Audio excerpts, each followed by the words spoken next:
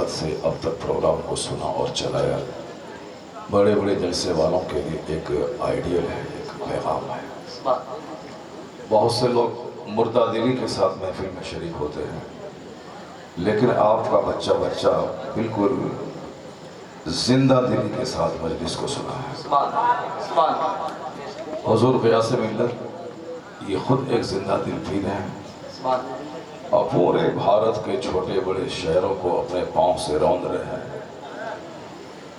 اور جب سے بڑی خانقاہ کے تو تھے ہی، دے محمد کے لیے روزی کا رحمت کے لیے، خالق فضل اللہ سے حصہ گدا کے واسطے۔ اعلیٰ حضرت نے اس شعر میں کہا کہ ان دونوں حضرات کے دسترخوان سے سارا ہندوستان پل رہا ہے۔ سبحان اللہ، سبحان اللہ۔ دے محمد کے لیے روزی کا رحمت کے لیے، محمد و احمد رضی اللہ تعالی عنہما یہ دونوں بہت بڑے زبردست بزرگ، اور ہر شعر میں چونکہ حکمتوں کا سمندر پوشیدہ ہوتا ہے، اور اعلیٰ حضرت نے روزی، دسترخوان، فضل اللہ کو ان کی طرف منسوب کرتے ہوئے بتا دیا کہ اگر تمہیں کثرت رزق چاہیے تو حضرت کے آستانے کے خادم بن جاؤ۔ خوب روزی ملے گی وہاں سے، اور زبردست روزی ملے گی، ساری محتاجی دور ہو جائے گی۔ اس سلسلے سے، اس خانوادے سے جڑے ہوئے حضور غیاث ملت تھے ہی، ان کی شہرت، ان کی اپنی ایک الگ سلطنت ہے۔ پورا کانپور کا دیہات، چورا شریف، کالپی شریف، پورے علاقے میں ان کی دھوم تو تھی، ان کے آباء و اجداد کی، ان کے والدین کی۔ لیکن جب سے وہ سرکار تاج الشریعہ سے وابستہ ہو گئے تو ان کی شہرت میں اور چار چاند لگ گیا۔ کیا کہیں، کیا دبئی، کیا قطر، کیا بحرین، کیا عمان، کیا امریکہ، کیا یورپ، پوری دنیا میں حضور غیاث ملت کی دھوم مچ گئی۔ ایک طرف گلزار ملت، ایک طرف غیاث ملت، کیا کہنا، ایک داہنا بازو ایک بایاں بازو مل کر پورے بھارت میں تاج الشریعہ کے ساتھ خود اڑنے لگے۔ ماشاءاللہ، اللہ تبارک و تعالی حضرت کو لمبی عمر عطا فرمائے۔ علاقے میں تو میں بہت کم آیا ہوں، بھی عرس کے موقع پر آیا تھا، حضرت نے بلایا تھا، لیکن حضرت سے ملاقاتیں ہندوستان کے بہت بڑے بڑے اسٹیج پر ہوتی رہتی ہیں۔ کلکتہ میں ابھی 6 اکتوبر کو حضرت کے حوالے سے بہت بڑی دعوت ہے، اور اس سے پہلے بھی کلکتہ کے بڑے بڑے اجلاس میں حضرت کا ساتھ رہا، جھارکھنڈ کے دیہاتوں میں بھی، اور پھر کرناٹکا میں بھی، بہت ساری جگہوں پہ حضرت کے ساتھ رہنے کا اتفاق ہوا۔ بہت زبردست عزت، شہرت، مقبولیت، اور حالانکہ خطابت میں حضرت نے محنت نہیں کی، لیکن وہ ان کے آباء و اجداد کا فیضان ہے کہ آنکھ بند کرتے ہیں تو اب ایسا لگتا ہے کہ جیسے کہ آسمان سے فیض برس رہا ہے۔ کبھی کبھی جب رنگ میں آتے ہیں تو ایسا زوردار خطاب کرتے ہیں کہ ہم جیسے نوجوان دیکھتے رہ جاتے ہیں۔ کبھی کبھی جب رنگ میں آتے ہیں بہت زبردست خطاب کرتے ہیں، اور آدھا گھنٹہ 1 گھنٹہ بولنے کے بعد تب وہ خطبہ پڑھتے ہیں۔ کبھی کبھی ایسا ہوتا ہے، آدھا گھنٹہ بول دیے، اس کے بعد نحمدہ ونصلی ونسلم علی رسولہ الکریم پڑھتے ہیں۔ یہ صرف فیضان ہی کہہ سکتے ہیں۔ بڑے باپ کے بڑے بیٹے اللہ تبارک و تعالی ان کے فیضان سے پورے علاقے کو مالا مال فرمائے۔ اور میں اس علاقے میں دیکھتا ہوں کہ سنیت پورے ہندوستان میں تو پختہ ہے ہی، بعض مخصوص علاقے میں نزدیت پختہ ہے، لیکن کانپور اس مضافات میں اگر سنیت محفوظ ہے تو اس میں کالپی شریف کا بہت بڑا رول ہے، چونکہ جو کام خطابت سے نہیں ہوتا ہے وہ کام حضرت کے مزار پاک سے ہو جاتا ہے۔ بے شمار لوگ وہاں سے فیض حاصل کرتے ہیں۔ مزار پاک پہ حاضری دینے کے بعد آدمی کا ایمان اسٹرانگ ہو جاتا ہے۔ اللہ تبارک و تعالی ان دونوں بزرگوں اور ان کے پہلے کے بزرگوں کے فیضان سے سارے علاقے کو مالا مال فرمائے۔ تو آج میرے پاس 3 گھنٹے کا ٹائم تو ہے نہیں، چونکہ مجھ کو 2 بجے ہر حال میں یہاں سے روانہ ہو جانا ہے، مگر پھر بھی 1.5 گھنٹے کافی ہوتے ہیں بولنے کے لیے اور سمجھنے اور سمجھانے کے لیے۔ یہ اور بات ہے کہ مجھے 2 گھنٹے 3 گھنٹے سے کم میں خود ہی تشفی نہیں ہوتی ہے، مگر آج چونکہ میں اگر آنکھ بند کر کے 2.5 گھنٹے بولا تو اگلی ٹرین چھوٹے گی اور کل کا پروگرام خطرے میں پڑ جائے گا۔ تو بس غور سے سنیں آپ جو کچھ میں آپ کے سامنے پیغام رکھ رہا ہوں۔ امام حسین ایک نور کا نام ہے، ان سے ساری دنیا روشن و منور ہو رہی ہے۔ تو اب اس جامع نور سے ہمیں روشنی حاصل کرنی ہے، ہماری سوچ کو روشن کرنا ہے، ہمارے سینے کو روشنی ملنی ہے، ہمارے گھر کو روشنی ملنی ہے، ہمارے نوجوانوں کو روشنی ملنی ہے، میری ماں بہن بیٹیوں کو روشنی حاصل کرنی ہے۔ سورج کا کام ہے پوری دنیا سے تاریکی کو دور کرنا اور گھر گھر میں روشنی پہنچانا۔ میں بیٹھ کے صرف سورج کی تعریف کروں کہ سورج تو کتنا خوبصورت ہے، سورج تو روزانہ اگتا ہے، روزانہ ڈوبتا ہے، کبھی تو گہن میں آتا ہے پھر بھی تیری روشنی ختم نہیں ہوتی۔ تو تعریف کرتے رہنا یہ بھی ایک اچھی چیز ہے، لیکن اس سے بڑی چیز یہ ہے کہ سورج جب روشن ہے تو اس کی روشنی سے فائدہ اٹھایا جائے۔ سورج کی روشنی سے اپنے گھر، اپنے کالج، اپنے اسکول کو روشن کیا جائے، اپنے کھیت کھلیان کو روشن کیا جائے، فیکٹریز کو روشن کیا جائے، سورج کی روشنی میں خوب جم کے کام کیا جائے، رات کے اندھیرے میں خوب سویا جائے، چونکہ اللہ نے رات کو بنایا ہے آرام کرنے کے لیے اور اللہ نے دن کو بنایا ہے کام کرنے کے لیے۔ اس لیے رات میں چاند میٹھی میٹھی روشنی دے کر لوگوں پہ خوب اچھی نیند مسلط کرتا ہے، اسی کام کے لیے چاند آیا ہے۔ اور سورج اسی لیے ہے تاکہ خوب تیز دھوپ دے کر لوگوں کو اسٹرانگ کیا جائے۔ جو پودے سورج کی روشنی سے محروم ہیں وہ پودے زیادہ پھل نہیں دیتے، وہ پودے بہت کمزور ہوتے ہیں، لیکن جس پودے پہ سورج کی زبردست روشنی پڑتی ہے وہ پودا بار آور ہوتا ہے، وہ پودا اسٹرانگ اور مضبوط ہوتا ہے، آندھی طوفان سے لڑنے کی پوری صلاحیت اس کے اندر ہوتی ہے۔ تو سورج کا کام ہے روشنی دینا، سورج کا کام ہے گرمی پہنچانا، سورج کا کام ہے ٹیمپریچر دینا، سورج کا کام ہے انرجی دینا، سورج کا کام ہے طاقت دینا۔ تو سورج جب چمک رہا ہے تو اس سے طاقت حاصل کی جائے، اس سے روشنی حاصل کی جائے۔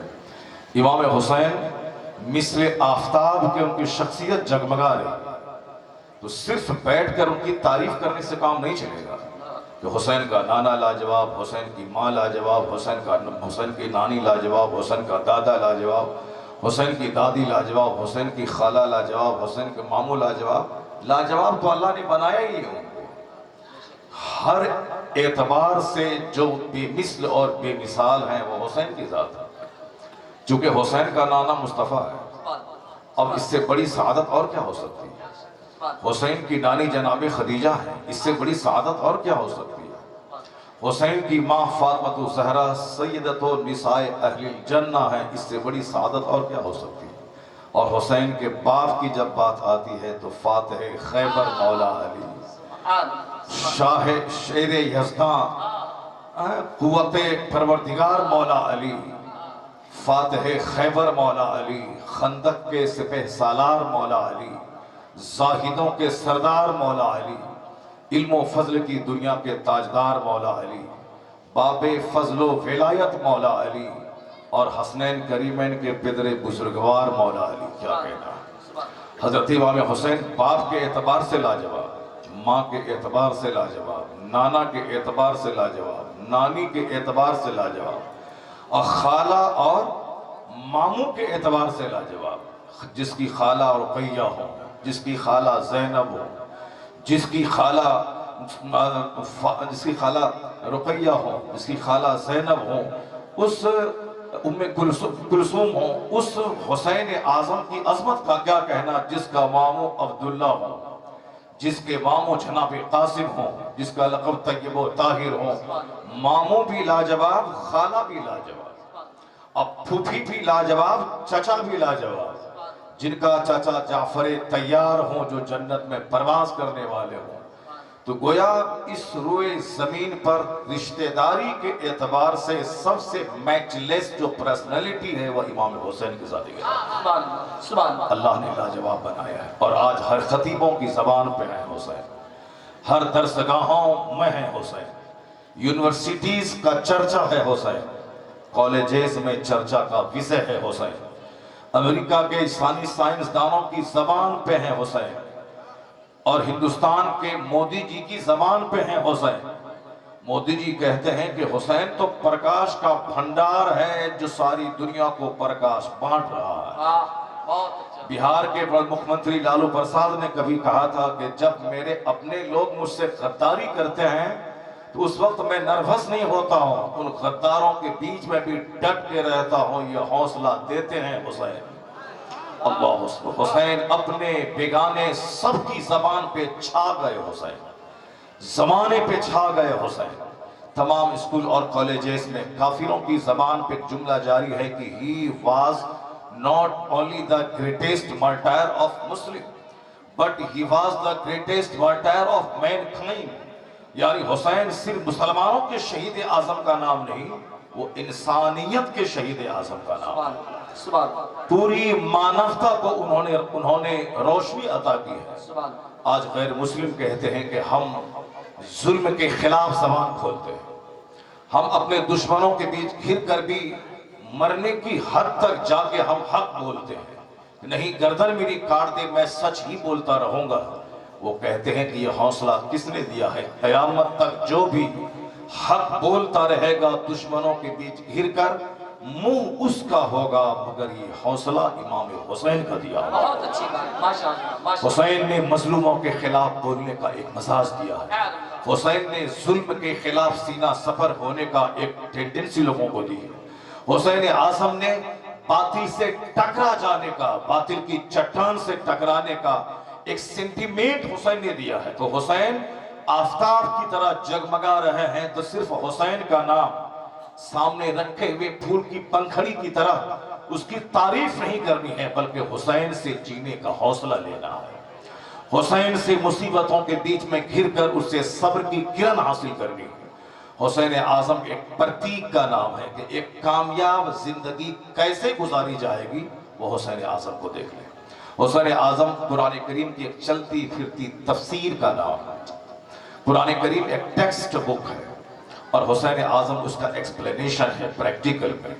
इसको और वजाहत के साथ मैं कर देता हूँ। हुजूर ने क्या फरमाया था? मैं दो चीजें तुम्हारे दरमियान छोड़ के जा रहा हूँ। बहुत सुनते हैं आप इसको और इसका मफहूम भी बड़ा अच्छा और निराला है। हुजूर ने क्या फरमाया? ए बाबू, एक काला टी शर्ट, ए बैठो, बैठ जाओ। भागता है, सारी जिंदगी भागता रहेगा।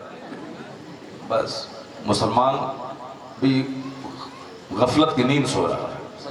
हमारे यहाँ तकरीर 1400 साल पहले से चालू है, सबों को मालूम है, लेकिन आज नया नया दूसरे के यहाँ भी तकरीर चालू हो गई है।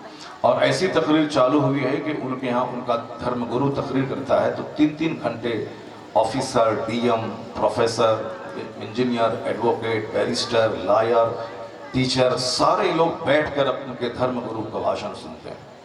अभी वो लोग नया, पहले तो 72 घंटे तक एक ही चीज़ की रट लगाता था। वो बस झाल बजाना है और एक ही चीज़ रटना है 72 घंटे तक, 82 घंटे तक। और अभी उनके यहाँ उपदेश सुनने का एक रुझान पैदा हो गया है। जिंदगी कैसे गुजारनी है, हमें अपने घर में कैसे एक अच्छी लाइफ गुजारनी, क्योंकि हर घर में लड़ाई झगड़े मार पीट देखने में है कि घर बाहर से बड़ा खूबसूरत है, वाल पुट्टी है, पेंट है, सोफा है, गद्दा है, शोकेस है, साहब कहें कि 5 मंजिला मकान है, कीमती इटालियन दरवाजे हैं, ग्रेनाइट है, मार्बल है। बाहर से देखने में अच्छा लगता है और अंदर में क्या है? दत्तम है, चुत्तम है, मार है, पीट है, झगड़ा है, गाली है, गलोच है, खुदकुशी है, जहर खुरानी है। अंदर झांकने के बाद ये सारी चीजें 90% घराने। इसलिए अब वह लोग कहते हैं कि मियाँ बीवी कैसे रहें, उसका गुण सीखिए हमसे। वह लोग सिखा रहे हैं। औलाद वालिदैन का रिश्ता कमजोर हो रहा है, उसको अब रविशंकर जी बता रहे हैं, मुरारी बापू बता रहे हैं, जो उसके नजदीक से टनाटन था, वह लोग नसीहत सुन रहे हैं, उस नसीहत पर अमल कर रहे हैं। उसकी एक मिसाल के आज गैर मुस्लिमों की बीवियां 4 बजे सुबह उठकर मॉर्निंग वॉक कर रही हैं। चूंकि उनको हेल्दी रहना है, उनको वेल्दी भी रहना है, वाइस भी रहना है। उसके लिए रामदेव जी ने कहा कि 1 करोड़ रुपए की दवा एक तरफ, सुबह की स्वर्गीय हवा एक तरफ। तो अब उनके लोगों में बेदारी पैदा हो गई। अब वह सुबह उठकर, उनकी औरतें जब जाग गई तो मर्द तो जाग ही गए हैं। सुबह सवेरे उठकर वह टहलती हैं औरतें, ताकि हम एक हेल्दी और स्वस्थ जीवन हम गुजारें। सोने का घर है, घर में फ्रिज में सेब, अनार, ड्राई फ्रूट, सीजनल फ्रूट सब कुछ भरे हुए हैं। ये पेट अलाउ करेगा इस सेब को, तब ना आदमी को सेब से खुशी होगी। यहाँ तो लीवर ही डैमेज हो रहा है, यहाँ तो गैस्ट्रिक के मर्ज ने सबको कमजोर कर दिया। अब सारी चीजें मौजूद है, वो खा ही नहीं सकती है, डॉक्टर ने मना किया है, ये नहीं खाना है, वो नहीं खाना है, वो नहीं खाना है। तो इसका मतलब ये निकला कि हेल्दी जीवन बहुत जरूरी है। सूखी रोटी खा ले और वो रोटी अंदर जाएगी और ब्लड बनेगा, चेहरा बिल्कुल लाल हो जाएगा। मकान है करोड़ों का, सामान है करोड़ों के, वो सेहत ही नहीं है तो उसका चेहरा कोरा मुरझाया हुआ रहता है, काला रहता है। जिसको हार्ट की बीमारी है, जिसको गैस्ट्रिक की बीमारी है, जिसको ब्लड प्रेशर हाई का मर्ज है, जिसको शुगर 400, 500, 800 रहता है, उसकी जिंदगी में खुशी ही नहीं है, उसका चेहरा हमेशा बुझा बुझा सा रहता है, मुरझाया रहता है। अब वह लोग जान गए हैं कि मकान बनेगा बाद में, सेहत पहले बनाई जाएगी, खाना पीना बाद में देखा जाएगा, सेब, संतरा, अनार, अखरोट, पहले हेल्थ बनाया जाए। तो हेल्थ कैसे मिलेगी? रामदेव जी कहते हैं कि एक्सरसाइज कीजिए, रामदेव जी कहते हैं कि मॉर्निंग वॉक कीजिए, खुली हवाओं में चलिए। जो 72 घंटे तक सिर्फ एक ही चीज की रट लगाता था, जाम करता था, अब साहब वो उपदेश सुन रहे हैं। पटना बिहार की राजधानी में रामदेव जी गए, वहाँ के चीफ मिनिस्टर, वहाँ के डीआईजी और साहब टीएम, सारे लोग सामने बैठकर सब योगा करने लगे, क्योंकि सबको सेहत चाहिए। तो जो चीज हमारे यहाँ 1400 साल से चली आ रही है, हर जुमा के दिन जुमा की नमाज नहीं होगी जब तक कि जुमा का खुतबा नहीं होगा। जिस तरह बगैर वजू के नमाज नहीं होती है, उसी तरह बगैर खुतबे जुमा के जुमा की नमाज नहीं होती है। इसको आप जान लें, चाहे 5 मिनट चाहे 1 मिनट का खुतबा क्यों ना हो, वह फर्ज है, शर्त है। बगैर वजू के नमाज नहीं, उसी तरह जुमा के दिन बगैर खुतबे जुमा के जुमा की नमाज नहीं। 5 वक्त की नमाज जहां चाहे पढ़ लें, अगर आसानी से मस्जिद में बाजमात नमाज मुयस्सर है तो वाह वाह, और ये वाजिब भी है। अगर आदतन छोड़ना ये फिस्क और वो फासिक मरदूदु शहादा वो हो जाता है जो आदतन जमात को छोड़े। लेकिन कोई खेत में है, खलियान में है, रेलवे स्टेशन पे है, एयरपोर्ट पे, जहां मौका मिले नमाज पढ़ ले। मगर जुमा की नमाज खेत खलियान में नहीं होगी, जहां चाहे नहीं होगी, अकेले नहीं होगी। जुमा की नमाज के लिए जमात जरूरी है और जुमा की नमाज के लिए खुतबा जरूरी है। खुतबा का मतलब वाज, नसीहत करना। इन्नल्लाह यअमुरु बिल अदल वल इहसान व इताइ ज़िल कुर्बा व यनहा अनिल फ़हशाइ वल मुनकर वल बग़य यइज़ुकुम लअल्लकुम तज़क्करून। पूरा कुरान इस आयत करीमा में जमा है। कुरान करीम में 114 सूरतें हैं, 6666 आयतें हैं। मुफस्सिर कहते हैं कि सिर्फ यही एक आयत सूरह नहल की रहती, अब कोई दूसरी आयत नाजिल नहीं होती तो भी कुरान पाक के नाजिल होने का मकसद पूरा हो गया होता। यानी एक जामे आयत है ये, इसलिए अरबो अजम में हर जुमा के दिन उसकी तिलावत होती है। तिलावत इसलिए होती है ताकि लोग समझ लें कि पूरा कुरान पढ़ दिया गया खुतबे में। ये फर्ज है, शर्त है, इसके बगैर जुमा की नमाज नहीं होगी। क्यों? इसलिए कि हर जुमा के दिन कंपल्सरीली बंदा अल्लाह रब्बुल इज्जत की मारिफत को हासिल करे, वह जान ले कि अल्लाह का पैगाम क्या है, वह जान ले कि मुझको जीना कैसे है, मुझे इस जमीन पे अपनी जिंदगी को कैसे गुजारना है। हर जुमा का यह पैगाम है कि तुम्हें कैसे जीना है, कैसे मरना है, कैसे बाल बच्चा पैदा करना है, कैसे घर में एक अच्छी लाइफ गुजारनी है, कैसे सोशल लाइफ गुजारनी है, कैसे सामाजिक लाइफ गुजारनी है, कैसे तुम्हें एक बिजनेस करना है। ये सारा नुस्खा जुमा के दिन मरते दम तक जुमा फर्ज है और हर जुमा के दिन खुतबा जरूरी है। हिकमत यही है कि पिछले जुमा को जो वाज सुना, घर में आके टेलीविजन देख के, अखबार सुन के, दुनियादारों से बात करके, चौक चौराहे और दालान पे बैठ के जो उस नसीहत का पानी 6 दिन में उतर गया, पक्का दुनियादार होने वाले हम हो गए। चूंकि नसीहत जैसे जैसे गैप होता है वैसे वैसे नसीहत खत्म उतर जाती है दिल से। तो इस्लाम ने इंतजाम किया कि जहां नसीहत का पानी 6 दिन तक धीरे धीरे उतरता जाए, 7वें दिन अगले जुमा को फिर नसीहत का पानी चढ़ा दिया जाए। जैसे लगातार बारिश ना हो तो खेत मर जाता है, वैसे ही जुमा का खिताब ना हो तो मुसलमान का दिल मर जाता है। तो हमारे यहाँ ये बात तो 1400 साल पहले से है آئیے تازہ تازہ ان کے یہاں اپدیش مارگ درشن اور ساتھ ان کے یہاں گائیڈ لائنز کی بات تازہ تازہ ہوئی ہے، اس لیے اس کا ڈی ایم بھی، اس کا ایس پی بھی، اس کا پردھان منتری بھی خوب اپدیش سنتا ہے۔ اور ہمارے لوگ چونکہ سٹھیا گئے ہیں، ہمارے گھر میں دوسروں کا چرچا ہے، مودی جی کا چرچا ہے، انجینئر ڈاکٹر کا چرچا ہے، پیسہ والوں کا چرچا ہے، اس لیے ہمارے بچوں کے دماغ میں پیسے کا جنون چڑھ گیا۔ اس کو ایک ہی جنون ہے کہ ڈاکٹر بننا ہے، پیسہ کمانا ہے، ایک ہی جنون ہے انجینئر بننا ہے، پیسہ کمانا ہے، ایک ہی جنون ہے کہ چاہے چوری سے ہو، ڈکیتی سے ہو، بینک لوٹ کے ہو، دوسروں کی جائیداد پہ غاصبانہ قبضہ کر کے ہو، جیسے بھی ہو مال چاہیے۔ اس لیے اب ہمارے بچے نہ جمعہ کا خطاب سنتے ہیں، نہ عیدین کی تقریر سنتے ہیں، نہ محرم الحرام میں واعظ و نصیحت سنتے ہیں۔ ان کو سنائیے ہائے سکینہ ہائے زینب تو اچھا لگتا ہے، چونکہ ہائے سکینہ ہائے زینب میں کوئی اپدیش تو ہے نہیں، کوئی واعظ تو نہیں ہے، اگرچہ ان کے نام میں بھی اپدیش کا بھنڈار ہے، لیکن چونکہ وہ اپدیش نہیں لیتا ہے، وہ صرف اس سے دلچسپی کا ایک ذریعہ ان کو سمجھا ہے۔ یعنی حسین اعظم کی کہانی کو ایک فکشن بنا دیا ہے، حسین اعظم کی ہسٹری کو ایک ناول بنا دیا ہے، حسین اعظم کی کہانی کو مرثیہ اور ماتم سے اس کو تعبیر کر دیا ہے۔ مرثیہ اور ماتم کرنے کا مطلب ہے حسین ایک فلمی ڈائلاگ ہے، فلمی کہانی ہے، جیسے فلم میں ایک ہیرو ہوتا ہے، ایک ہیرو ہوتی ہے، کہانی لکھنے والا کوئی دوسرا ہوتا ہے، اور یہ ہیرو ہیروین اس کو ایکٹ کرتے ہیں، وہ ایکٹ کرتی ہے، یعنی اس میں رویا ہے کہ رونے کے طرز پہ ایسا بولنا ہے اور ہیروین ویسا رو رہی ہے۔ اب اس موقع سے گانا گانا ہے تو یہ دونوں آپس میں گانا گا رہے ہیں، اس موقع سے اتنا کپڑا پہننا ہے تو وہ پہن رہے ہیں۔ یہ کیا ہے کہ مردہ ہے ہیرو ہیروین، مردہ بدست زندہ ہے۔ جیسے فلم کا پروڈیوسر اور جیسے فلم کا رائٹر جیسے لکھے گا، اسی طرح اسکرپٹ لے کے وہ رکھتا ہے، ایکٹنگ کرتا ہے، کئی 10 بار 50 بار پریکٹس کرتے ہیں وہ لوگ، پھر آ کے اسٹوڈیو میں ایکٹ کرتے ہیں، اس کی ویڈیوگرافی ہوتی ہے، اسی کو 3 گھنٹہ بنا کے بہت سارا چیز سدھار کر کے اس کو فلم کے پردے پہ دکھایا جاتا ہے۔ یہ ہے فلم، یعنی اس کہانی کا زمینی کوئی تعلق نہیں ہے، وہ دماغ کی اپج ہے فلمی کہانی، وہ ایک امیجنیٹو کہانی ہے، کالپنک کہانی ہے، تصوراتی کہانی ہے، ریئلٹی سے کوئی اس کا مطلب رشتہ ناتا نہیں ہے۔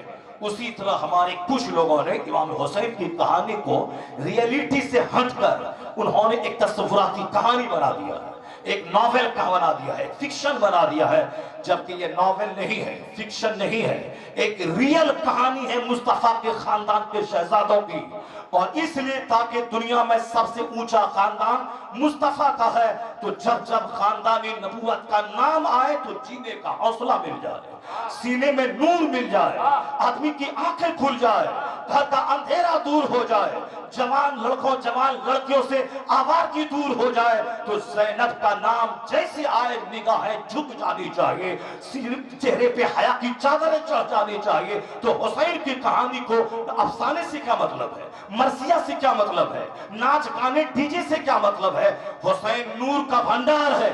جب جب محرم کا مہینہ آتا ہے، مسلم سوسائٹی میں ایک نئی توانائی آ جاتی ہے، ناچنے کی توانائی نہیں، کامیاب زندگی گزارنے کی توانائی، کہ قتل حسین اصل میں مرگ یزید ہے، اسلام زندہ ہوتا ہے ہر کربلا۔ نعرہ تکبیر، نعرہ رسالت، عظمت مذہب اسلام، احسان امام حسین۔ حسین اعظم کی کہانی کوئی ناول نہیں ہے، کوئی فکسانہ نہیں ہے، کوئی مرثیہ نہیں ہے، کوئی صاحب حسین اعظم کی کہانی ڈی جے کی کہانی نہیں ہے، کوئی پنجو کی کہانی نہیں ہے، کوئی گانے کی کہانی نہیں ہے۔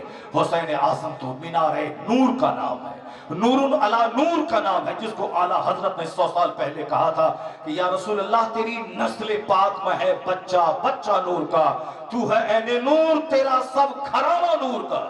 تو حسین تو نور کا بھنڈار ہے، اس سے روشنی حاصل کرنی چاہیے کہ جب چاروں طرف سے مصیبتوں میں بندہ گھر جائے، وہاں زہر کھا کے مرے یا صبر کرے، یہ حوصلہ حسین دیتے ہیں۔ جب چاروں طرف دشمن کے بیچ میں اپنی جان خطرے میں پڑ جائے، تو اس وقت میں دشمن کہتا ہے کہ میری بات مان ورنہ تیری گردن کٹنے والی ہے، تلواریں لٹک رہی ہیں، اس وقت میں باطل کے سامنے جھک جاؤں یا حق کی حمایت میں سینہ سپر ہو جاؤں، اور یا بول دوں کہ شیر کی ایک دن کی زندگی گیدڑوں کی 1000 سال کی زندگی سے بہتر ہے۔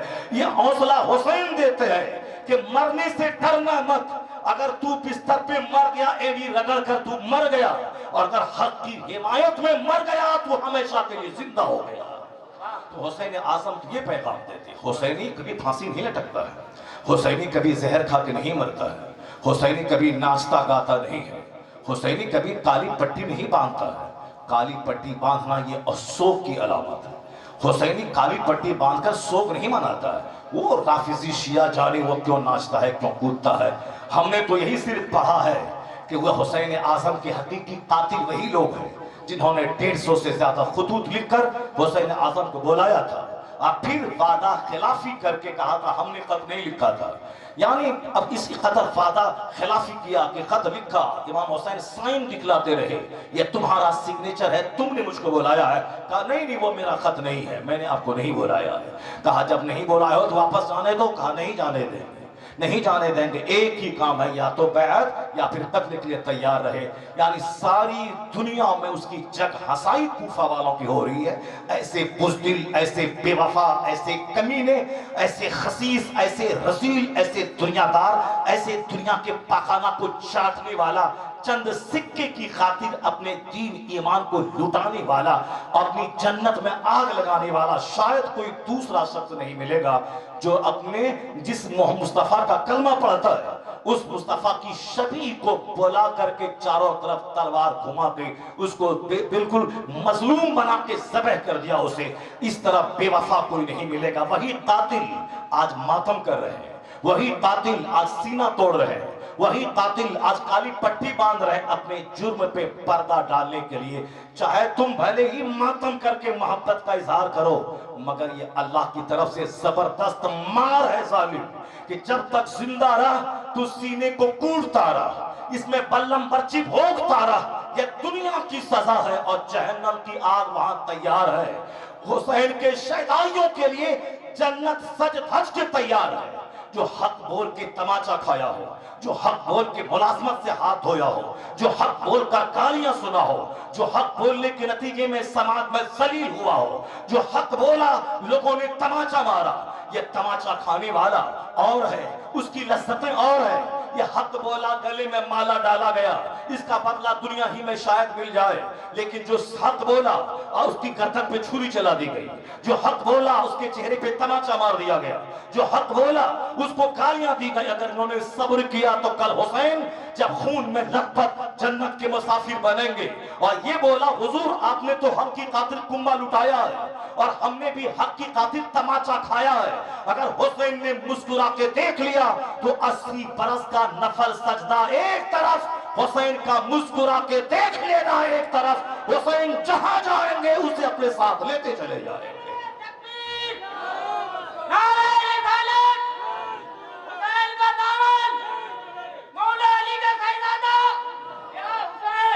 حسین اعظم نور کا نام ہے۔ حسین اعظم کوئی فکشن اور کوئی ناول کا نام نہیں ہے، وہ تو ہر قدم قدم پہ ہمیں شعور دینے والے کا نام ہے حسین۔ اب میں تھوڑا سا ڈیٹیل میں تفصیل کے ساتھ حسین اعظم کی زندگی کو میں بیان کرتا ہوں اور وہاں سے کیا کیا نور ہمیں ملتا ہے، کیا روشنی ملتی ہے، اس کو تھوڑا سا صبر کر کے بیٹھ کے اور سنیے گا۔ حسین اعظم کی کہانی کو لوگوں نے اس کو رونے کی کہانی بنا دیا ہے، بہت غلط۔ اعلیٰ حضرت نے منع کیا ہے، اعلیٰ حضرت نے منع کیا ہے کہ خبردار بتکلف رونا نہیں ہے۔ حسین اعظم روتا وہ ہے جو بزدل ہوتا ہے، روتا وہ ہے جو عورت کی صفت اپنے اندر منتقل کرتا ہے۔ عورتوں کا کام ہے رونا، عورتوں کا کام ہے بال نوچنا، عورتیں ایسا کرتی ہیں، مرد ایسا نہیں کرے گا، مرد بال نہیں نوچے گا، مرد سینہ نہیں توڑے گا۔ مرد کیوں روئے گا؟ حسین اعظم کے نام پہ کیوں روئے گا؟ مرد کیوں روئے گا؟ کیوں رولائے گا؟ حسین اعظم تو سب کچھ لٹا کے بھی نہیں رویا، لاشیں بچوں کی اٹھا اٹھا کے بھی نہیں رویا۔ اگر کوئی بولا ہے کہ حسین رو رہے تو جھوٹ بولتا ہے وہ۔ حسین اعظم اپنے بچوں کی لاشیں اٹھاتے رہے مگر کبھی بھی ان کا سینہ ہلا نہیں، بلکہ لاش اٹھاتے رہے، حوصلہ بڑھتا چلا گیا، ہمت اور بلند ہوتی چلی گئی۔ 72 زخم کھا کے اپنے گردن کٹا دی حسین نے، آنسو نہیں بہایا۔ تو حسین کی کہانی ہمیں رو کر بزدل نہیں بناتی ہے، حسین کی کہانی ہمیں چہرے پہ مسکراہٹ دیتی ہے کہ بہادر ہو تو ایسا، یودھا ہو تو ایسا۔ ایسا ہمیں حسین کی کہانی پہ رونا نہیں، ان کی شہادت پہ ناز کرنا چاہیے کہ وہ دوسروں کا ویر ہے جو روتا ہے، میرا ویر مسکرا کے اپنی گردن اللہ کے راہ میں قربان۔ بہت اچھا، زندہ باد زندہ باد۔ حسین کی کہانی رونے کی کہانی نہیں کہ ہم روئیں اور اس کو قصہ کہانی نمک مرچ لگا کے ہائے حسینہ، ہائے زینب، ہائے سکینہ بول بول کر کے رونے کی کہانی۔ رونا مصطفیٰ کے گھر والوں کا رونا کہاں ہے؟ رونا ہے اللہ کے سامنے سجدے میں رونا، روزہ رکھنے کے بعد دعا کر کے رونا، تلاوت کرتے وقت رونا، حالت سجدے میں رونا، جنت کی فکر میں رونا، جہنم کے خوف سے رونا۔ یہ رونا ہے، جان بچانے کے لیے رونا یہ نہیں ہے، اور اللہ کی راہ میں جان دینے کے لیے رونا نہیں ہے، بلکہ وہاں سے ہمیں حوصلہ دیا ہے حسین نے کہ تمہیں جینا ہے، رونا نہیں ہے، تمہیں جینا ہے، اور اس طرح سے جینا ہے، حق کی خاطر ڈٹ کے جینا ہے، باطل کے سامنے سینہ سپر رہو۔ یہ تم سے کہہ رہی ہے محبت حسین کی، حسین کی محبت یہی کہہ رہی کہ باطل سے ڈر کے نہیں رہنے کا، باطل سے دب کے نہیں رہنے کا، چاہے باطل تمہیں خوف دکھلائے کہ میری بات مان ورنہ تیرا نقاب نوچ لوں گا، میں تیرا حجاب نوچ لوں گا، میں تیری داڑھی نوچ لوں گا، میں تیری ٹوپی نوچ لوں گا، میں تیری مسجد سے مائک کو اتار لوں گا، میں تجھے تیری مسجدوں کو توڑ دوں گا۔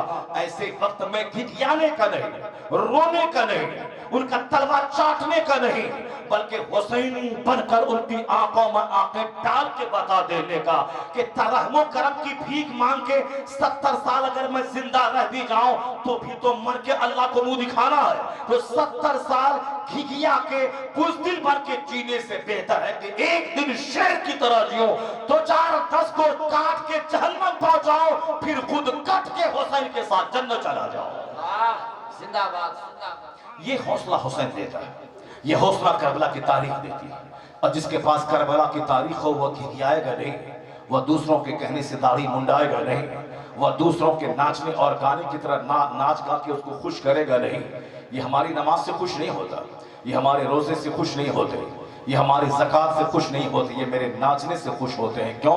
کہ میرا کام ان کا کام دونوں ایک طرح مل جاتا ہے، وہ ابھی اپنے ہاتھ سے کچھ چھیلتا ہے اور ماٹتا ہے اور کچھ بناتا ہے، اور اس کو لے کے گھومتا ہے، چندہ کر کے تاڑی شراب بھانگ چرس پیتا ہے، اور پھر جب تک چاہا کھوا پھرا، اس کے بعد پھر لاٹھی گھسیڑ کے پانی میں پھینک دیتا ہے، اپنے حساب سے وہ پھنسا دیا اور چلا گیا۔ تو ہماری نماز کیا کہنا، اعلیٰ اور صفت ہے نماز۔ نماز ساری دنیا کو سافٹ بناتی ہے، نماز ایک حوصلہ دیتی ہے، نماز بندے کو خدا سے جوڑتی ہے، نماز سرکش اور متکبر سروں کو زمین پہ جھکانے کا پیغام دیتی ہے۔ ایک اعلیٰ عبادت ہے نماز، اس سے وہ خوش نہیں ہوتا۔ نمازی جب بڑھیں گے دنیا میں تو کرائم گھٹے گا، نمازی گھٹیں گے تو زناکاری گھٹے گی، نمازی بڑھیں گے تو زناکاری گھٹے گی، نمازی بڑھیں گے تو سماج کا ڈکیت گھٹے گا۔ چونکہ ابھی نمازی گھٹ گئے ہیں مسجد میں، اسی لیے لڑکیوں کو بھاگنے والا چھوکری باز بڑھ گیا ہے، زناکاری بڑھ گئی ہے، مالدار گھر سے لے کے غریب گھر تک، دیہات سے لے کے شہر تک زناکاری بڑھ گئی ہے۔ بس موبائل میں دیکھنا ہے، منہ بچکانا ہے، دن رات اسی کو دیکھنا ہے، تماشا کرنا ہے۔ اگر حد سے زیادہ بڑھ گیا تو 12 سال کی لڑکی 18 سال کے لڑکے کے ساتھ بھاگ جانا ہے، چاہے غیر مسلم ہو کہ چمار ہو کہ ہریجن ہو کہ دلت ہو، چاہے خاندان کی ناک کٹے، ماں باپ کی ناک مٹے، کچھ نہیں، چاہے 40 کروڑ مسلمانوں کا سر شرم سے جھک جائے، کچھ نہیں۔ بدن میں جو آگ لگی ہے، اس آگ کو بجھانے کے لیے فوری اس کا سامان چاہیے۔ 40 سال عمر ہوگی لڑکوں کی، آئیس کی تیاری کر رہا ہے، 18 گھنٹے پڑھ رہا ہے، ساری انرجی کتابوں کی اسٹڈی میں جا رہی ہے۔ جب ساری انرجی اس کتابوں کی اسٹڈی میں جائے گی تو اس کے دماغ میں گندا خیال نہیں آتا، اس کے دماغ میں وسوسہ نہیں آتا، وسوسہ اس کے دماغ میں آتا ہے جو کتاب ہی نہیں پڑھتا ہے، جس کو کوئی بہت بڑا IAS آفیسر ہی نہیں بننا ہے، جس کو ہائی ٹیک انجینئر نہیں بننا ہے، جس کو کتابوں میں دل نہیں لگانا ہے، جس کو جنت نہیں جانا ہے، جس کو روزانہ رات میں سونے سے پہلے سورہ دخان، سورہ یاسین، سورہ مزمل، سورہ سجدہ نہیں پڑھنا ہے، یعنی جس کو پڑھنا لکھنا ہے، صرف موبائل چلا رہا ہے، موبائل میں ایک ناچ رہا ہے، ایک ناچ رہی ہے، دونوں آپس میں مل رہے ہیں، مجھ کو بھی ایسا ہی کرنا ہے۔ اس موبائل نے سماج کو زناکار بنا دیا۔ سب سے زیادہ جو تباہی سماج میں آئی ہے، زنا کی تباہی، 1400 سال پہلے حدیث میں آیا ہے اخیر زمانے میں اس قدر کثرت سے زناکاری ہوگی جس طرح ایک کتا کتیے کے ساتھ میل کھاتا ہے چوک چوراہے ہر گلی کوچے میں ساون بھادو کے مہینے میں، اسی طرح مرد و عورت چوک چوراہے پہ ہر جگہ پہ زنا کرے گی۔ اب کوئی اس کو برا نہیں سمجھے گا چونکہ وہ ایک فیشن بن جائے گا سماج کا، جیسے آج جنس پہننا فیشن، ٹی شرٹ پہننا فیشن، سر کے دوپٹہ ہٹا کے چلنا فیشن، جبکہ یہ چیز آج سے 50 سال پہلے عورتوں کے لیے مر جانے کی چیز تھی۔ کسی عورت کے سر سے دوپٹہ کھسکتا تھا تو وہ زمین میں جیسے گڑ جائے گی۔ اب وہ 2-4 سال گھر سے باہر نہیں نکلتی تھی، وہ اپنے گھر میں رہتی تھی، توبہ استغفار کرتی تھی۔ اگر اجنبی کے سامنے آنچل کھسک گیا، اور آج کل آنچل چڑھا کے جانے والی عورت وہ دیہاتی ہے، وہ ولیجر ہے، وہ رسک ہے، وہ ٹریڈیشنسٹ ہے، وہ دقیانوسی ہے، پرانے خیال کی ہے، اور جو جتنا زیادہ چست لباس پہن کے نکلے وہ ماڈرن ہے، وہ اپ ٹو ڈیٹ ہے، وہ صاحب اپ ٹو ڈیٹ اور خواتین ہے، وہ ماڈرن خاتون ہے۔ یعنی جب زنا کو فیشن کا درجہ دے دیا گیا تو زنا کے خلاف کون بولے گا؟ میں کہتا ہوں وہ چور پولیس والا کہ میں ریلوے اسٹیشن پہ نماز پڑھتا ہوں تو کہتا ہے یہ مسجد نہیں یہ پلیٹ فارم ہے، مگر اس کا ضمیر مر جاتا ہے جب اسی پلیٹ فارم پہ ایک چٹی پہننے والی خاتون اور ایک ہاف پینٹ پہننے والا مرد وہ دونوں آپس میں جب چوما چاٹی کرتے ہیں تو پولیس والا بھی مسکرا کے دیکھتا ہے، وہ یہ نہیں بولتا وہ بدتمیز خبیث مردود یہ ریلوے اسٹیشن ہے، پلیٹ فارم ہے، یہ طوائف کا کوٹھا نہیں ہے یہ کہ تاکہ سب کا دماغ خراب ہو جائے۔ ان مردودوں کی بات سن کے کیا نرفس ہونے کا، جس کو نماز بری لگتی ہے، جبکہ سارے لوگ نمازی بن جائیں تو کرائم کا خاتمہ ہو جائے گا، ڈکیتی کا خاتمہ ہو جائے گا، ظلم کا خاتمہ ہو جائے گا، اہنکار کا خاتمہ ہو جائے گا۔ اسلام سے چڑھنے کا مطلب دنیا کا پاپ سے بھر جانا، اور اسلام کے اصول پہ چلنے کا مطلب دنیا کا پاپ سے خالی ہو جانا۔ اگر حکومت چاہتی ہے کہ سماج سے شراب مٹے، زنا ہٹے، تو اپنے فلم کے ایکٹر کا قانون نہیں مصطفیٰ کا قانون نافذ کرنا ہوگا، حسین کے نانا کی شریعت نافذ کرنی ہوگی۔ جس دن حسین کے نانا کا قانون نافذ ہو گیا، پولیس رہے نہ رہے، کرائم کا خاتمہ ہوگا، نیکیوں کا ماحول